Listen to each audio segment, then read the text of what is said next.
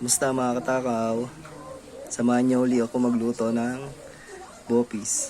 Nire-remedyoin ko lang to kasi sa ano to yung kilawin na niluto. Medyo may pait-pait pa raw siya kaya babaguhin na lang natin yung luto. Ito na yung kailangan natin. Singkamas, carrots, at atsuwete, saka sibuyas bawang. Papabili lang ako ng daon ng laurel. Yan, mainit na. Lagyan na natin ng mantika. Tapos, rerekta ko na tong atsuwete para mas matingkad yung kulay niya.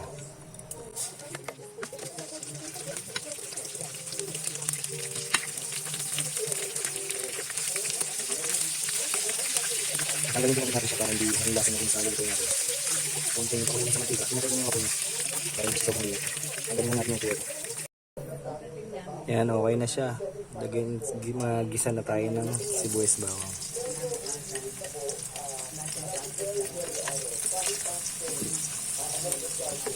Sean, bili mo ako daw ng laurel. Medyo tatakalan na natin yung gisa dito sa baka kasi ano siya sa lambog ng baka. Medyo matigas-tigas pa. Luto na natin mabuti.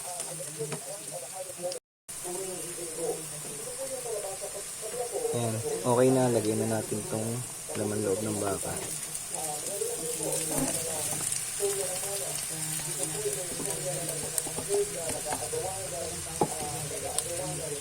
Timplahan lang natin ng patis.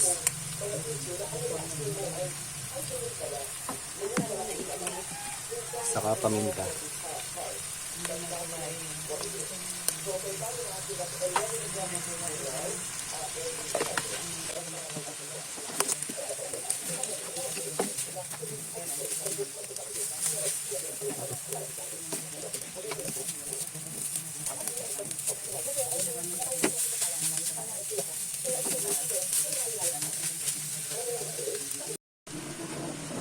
Medyo okay na siya mga katakaw. Lagyan na natin ang suka. Medyo matapang na suka na to kaya tatantyahin lang natin. Ayan, okay na yan. Lagyan na natin itong dahon ng laurel. Lagyan na natin.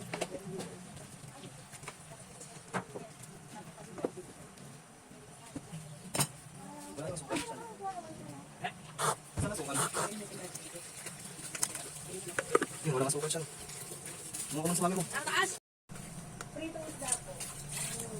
Lagyan na natin ng asukal. Yan. Sigurado matapang kasi yung suka niya kailangan may tamis.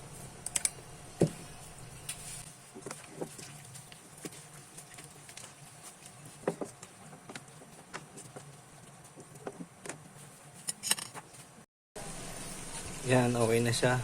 Mga katakaw, medyo luto na yung suka. Lagyan na natin tong singkamas sa carrots.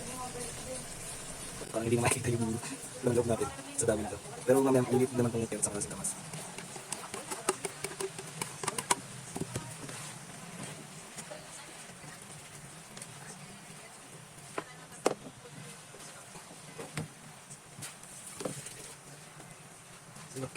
Hindi makikita yung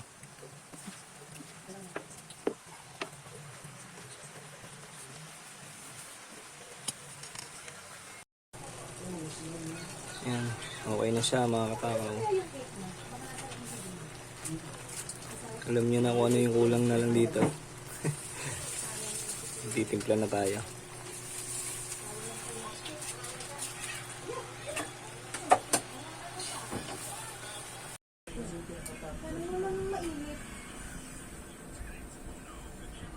Tagal na eh, siyempre nakuha niya na kami bago pa kami doon. Yan tagal na nagantay doon sa pizza.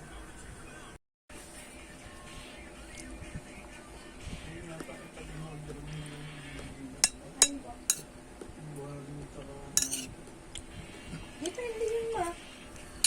Magsabi kayo. Yay! Pag kayo nagsabi Okay, na, damit ko nakasampay din niya. na